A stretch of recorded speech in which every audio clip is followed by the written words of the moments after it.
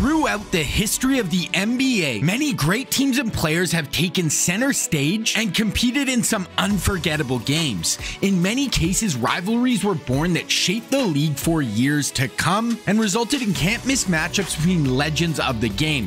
Think Russell vs. Wilt, Magic vs. Bird, MJ vs. Isaiah and the Pistons, or Kobe and Shaq vs. the Big Three in San Antonio. While all these historical clashes left a lasting impression on the league, it wasn't long ago when NBA fans were robbed of potentially the greatest rivalry of all time: LeBron and the Cavs versus Steph and the Warriors.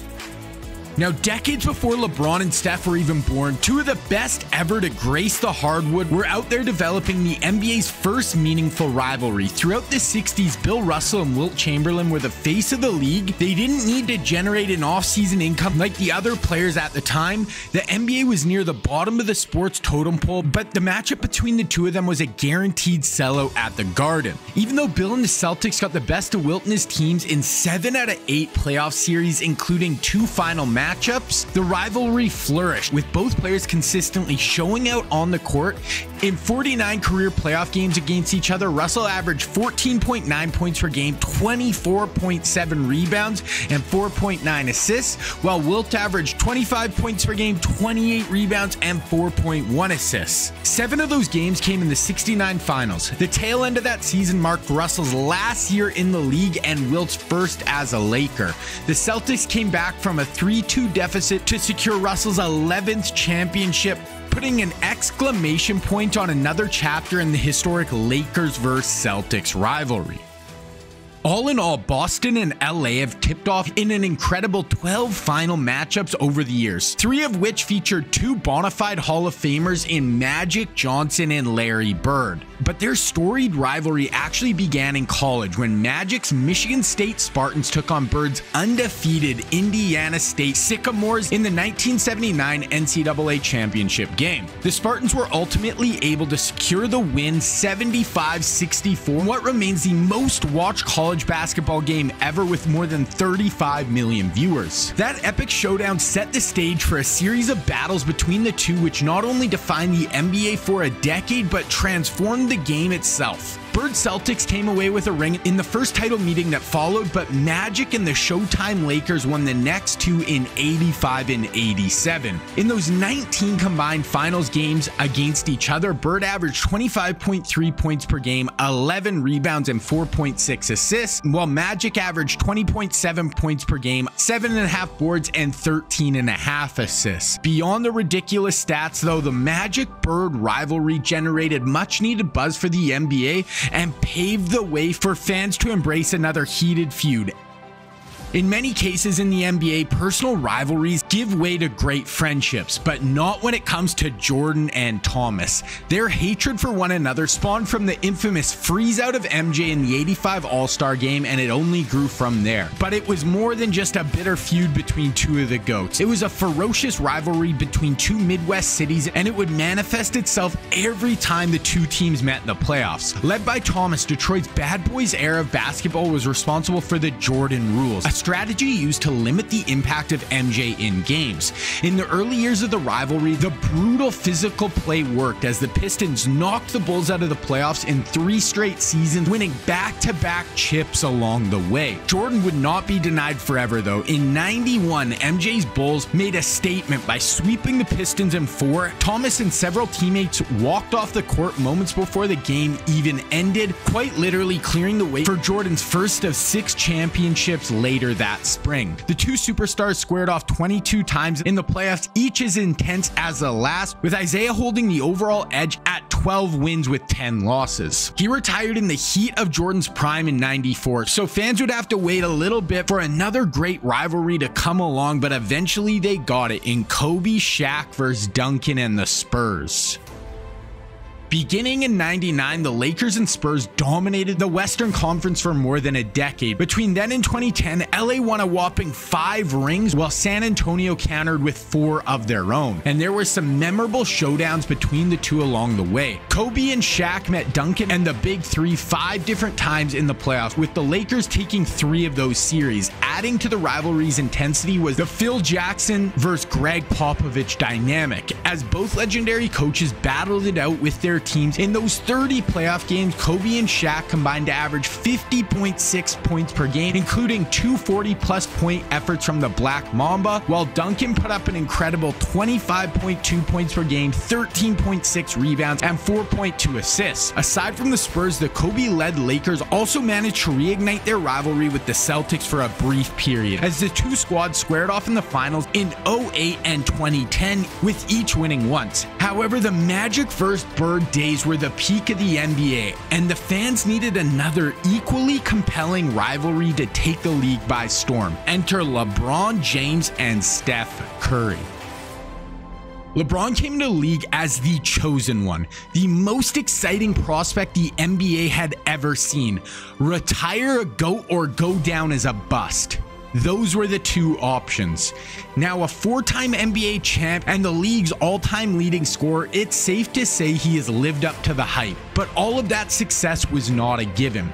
Drafted first overall at a high school by Cleveland in 2003, the 6'8" phenom had his work cut out for him right away. Along with the pressure of playing in his home state, LBJ embraced that and excelled the moment he stepped on the court, taking home Rookie of the Year honors in 2004 and putting the league on notice in the process. The stats didn't add up to much success early, but as a 22-year-old, he managed to will a below-average Cavs team to the finals against Duncan and the Spurs in 2007.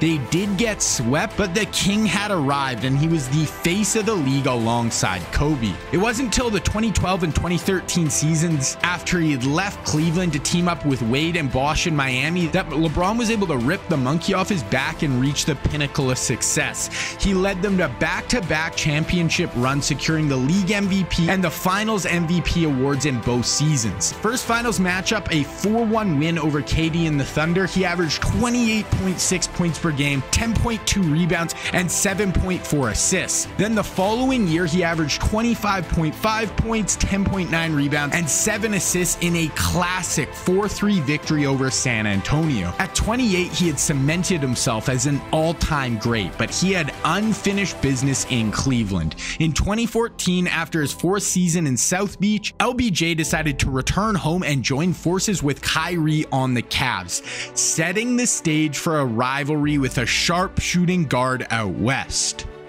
Widely regarded as the greatest shooter in NBA history, Steph took a much humbler path to the league. While he wasn't a complete unknown, he also wasn't touted as the next superstar like LeBron was. From 2006 to 2009, Curry suited up for the Davidson Wildcats, a small D1 college. While there, he was twice named Conference Player of the Year, and during his sophomore year, he set the single-season NCAA record for the most three-pointers made. In that same season, he led the Wildcats to an improbable Elite 8 appearance, scoring 30-plus points in 3 straight games before falling to the Jayhawks. Curry decided to opt out of his senior year and entered the 2009 draft, where he was drafted 7th overall by the Warriors. He started and played big minutes from the jump, vaulting himself into the Rookie of the Year race with a strong second half to the season. He finished runner-up to Tyreke Evans, but he ended up making the most three-pointers ever by a rookie with 166. However, it wasn't until a few years down the road that Steph got his first taste of the playoffs. Following ankle surgery in 2012, he signed a 4-year, $44 million contract extension, which many considered a risky move at the time. Over the course of that season, though, he and Klay developed into a problem, and the Warriors made it to the second round, where they were eliminated by the eventual champion Spurs. They reached the playoffs again in 2014, but lost a tightly contested 7-game series to the Lob City Clippers in the first round. With some playoff experience under his belt, Steph and the Warriors were primed to make a splash in the years to come, but they had to get by the king to do so. In total, LBJ and Steph tipped off in 4 consecutive NBA Finals. The matchup had all the ingredients for an epic rivalry. It was David versus Goliath, finesse versus power, sprinkled in with some Draymond, and it is exactly what the league and its fans needed. The first installment came in 2015. Both franchises entered the series with title droughts of 4 decades long, so there was a ton on the line for both cities. Unfortunately for the Cavs, they were short-handed heading into Oakland, having lost Kevin Love to a dislocated shoulder in the first round, so it was LeBron and Kyrie having to show out. Game 1 came down to the wire, with the Cavs having 2 chances to win it in the final seconds of the regular regulation, game tied at 98-98, but LBJ's potential game winner was off, as was Shump's shot after gathering the rebound, so the game went to overtime where the Warriors dominated with a 10-0 run to seal the victory. Bron had a career NBA Finals high of 44 points on 38 shots, while Steph led the way for the Warriors with 26 points. But more detrimental to the Cavs than losing the game was losing Kyrie to a fractured kneecap in OT, completely altering the rest of the series, with LeBron relying on players like Timothy Mozgov and Matthew Dellavedova to go up against this incredibly deep Warriors team. With that in mind, it was LeBron against the world heading into Game 2. Another overtime thriller, but this time around the Cavs bench showed up and they were able to squeak one out 95-93 behind a monster triple-double from James. Curry added 19 in the loss but struggled from behind the arc, only connecting on 2 of 15 attempts. It was Cleveland's first ever finals game victory and it gave them a home court advantage heading into Game 3. But the rest of the series, the Cavs were just overmatched, and though they did have their moments of making the Warriors work, there was a divide in talent that was too much to overcome for the Cavs without LeBron's two running mates. They were able to force a Game 6, but up 3-2 with control of the series, the Warriors would not be denied their first title since 1975. They simply outmatched the Cavs, and despite a late surge from Cleveland to cut it down to 4 with 40 seconds left, they were able to close it out on the road 105-97. While James led all scorers with 32 points, Iguodala's relentless defense on the King earned him Finals MVP honors, and Steph got his first rings. And this was really the national coming out party for the Warriors, stealing the shine off King James, with Curry seemingly turning into the new golden boy for the NBA, and LeBron having to stew and wait to take on these Warriors again. But now it seemed like the NBA had a chance to have what they lost. A rivalry between two opposite superstars in the mold of Magic vs. Bird, and this could shape the NBA for the next decade and return it to its golden era. Throughout the 26th season, it looked like the Warriors and Cavs were on a collision course to meet once again. Golden State had a record-breaking league-best record of 73-9, during which Steph became the first ever unanimous MVP. But in the East, the Cavs looked like an even better team this year with a 57-25 record, though they did fire their head coach David Blatt midway through the season and promoted Tyronn Lue, giving them another rookie head coach in the finals. But the stage was set with two teams at full strength and seemingly on the precipice of delivering an all-time great finals matchup. Although Cleveland was back at full strength, Game 1 left a feeling around the league that Golden State was simply unbeatable. Despite rough shooting nights from the Splash Bros, who combined for just 20 points, and despite 26 from Kyrie and a near triple-double from LeBron, the Warriors went on one of their patented runs and managed to come away with a double-digit victory, 104-89. Game 2 was much of the same as the Warriors outplayed the Cavs in every facet. Cleveland got out to an early 6-point lead, but Golden State responded with another signature run, outscoring LeBron's squad 20-2 in that time, and they never looked back from there. Steph scored 18 and Draymond had 28 in the 110-77 victory, while LeBron led in every category for the Cavs. Down 2-0 but returning home, the Cavs had vengeance on their mind heading into Game 3, and it showed. Despite Love being ruled out with a concussion, Cleveland took control early, outscoring Golden State 33-16 after one quarter. From there, they managed to avoid any extended runs and cruised to a lopsided 130-90 win. LeBron and Kyrie combined for 62 points on the night, while Steph drilled 4 threes in the loss. But once again, he was held under 20 points for the third straight game. Curry's fortunes took a turn for the better in Game 4, when he led all scorers with 38 points, including 21 from behind the arc. In total, the Warriors drained 17 three-pointers, setting at the time the NBA record for the most makes in a single finals game. Kyrie responded with 34 points of his own, but came up short, losing 108-97. Now, Draymond and LBJ had to be separated in the closing minutes, adding fuel to the fire for one more game. But at this point, it looked like it was over for the Cavs. No team in finals history had came back from 3-1 down, let alone against a team that went 73-9 in the regular season.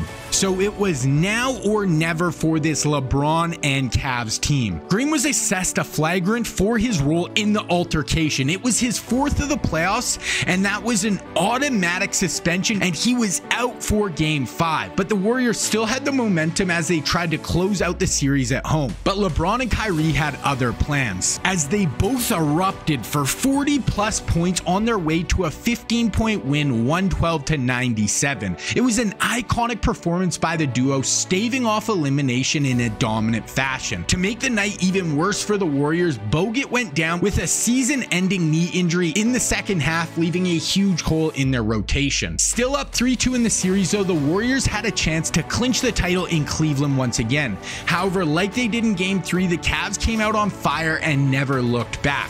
Leading 31-11 after one quarter, LeBron led Cleveland with a historic performance of 41 points, 8 rebounds, 11 assists, 4 steals, and 3 blocks, all while committing only 1 turnover. At one point, he scored 18 straight points. On the other end, Curry gave his all, dropping 30 points, including 6 threes, but it wasn't enough, as the Cavs tied the series with a 115-101 win. And Curry's frustration was visible as he ultimately fouled out of the game before tossing his mouth guard into the stands and receiving a tech. Tensions were high to say the least as the series headed back to Oakland for a do-or-die Game 7, and this led to one of the most legendary NBA games of all time. There were 20 lead changes, 11 ties, and many iconic moments throughout the game. Despite the Warriors failing to score a bucket in the last 4:39 of the game, it was back and forth until the final whistle. With under 2 minutes left, LeBron delivered what became known as the block. Up for the layup! Oh, blocked by James! LeBron James with the rejection! Followed by Kyrie's go-ahead fadeaway 3 over Steph with 53 seconds left in the game. Behind those 2 plays and LBJ's triple-double, the Cavs won their first title in franchise history, 93-89. With the victory, the Cavs became the first team in NBA history to come back from a 3-1 deficit in the finals. Now tied at 1 apiece in head-to-head matchups, it seemed like the LeBron-Curry rivalry would shape the league for the next decade and potentially even pass some of the all-time great ones on this list. But that all changed when the Warriors signed Durant in the offseason. This completely shifted the balance of power from 2 teams that could win on any given night, and now one team was maybe the greatest collection of talent the NBA has ever seen. It is almost impossible to say what would have happened if Durant would have joined another team instead of the Warriors, but the stage was set to give us a series of matchups that could have delivered exactly what the NBA was starving for. But instead, the 2 teams would go on to meet in the final 2 more years in a row, but the dynamic of the rivalry had been flipped upside down. It was basically a foregone conclusion who would win, as the Cavs didn't have the firepower to compete. The proof is right there in the result, as Steph and the new-look super team Warriors made easy work of the Cavs in both 17 and 18, first clinching the title in 5 games before sweeping them in the next season. Now, not only did the Durant signing change the trajectory of a blossoming rivalry, but it also changed the DNA of the entire NBA and left fans wondering when they were going to get another classic Magic Bird type battle for the ages. So what do you think? Is it even possible for the NBA to have rivalries like this going forward? Or is the player movement and today's NBA culture just too different? But for the NBA's biggest competitor for eyeballs, they have a rivalry that seemingly is spearheaded by a debate that may last for decades and turn into their Jordan versus LeBron. And that is if Mahomes can overtake Brady and become the new GOAT of the NFL. Now, if you want to find out the answer to that question, then you need to check out this video right here.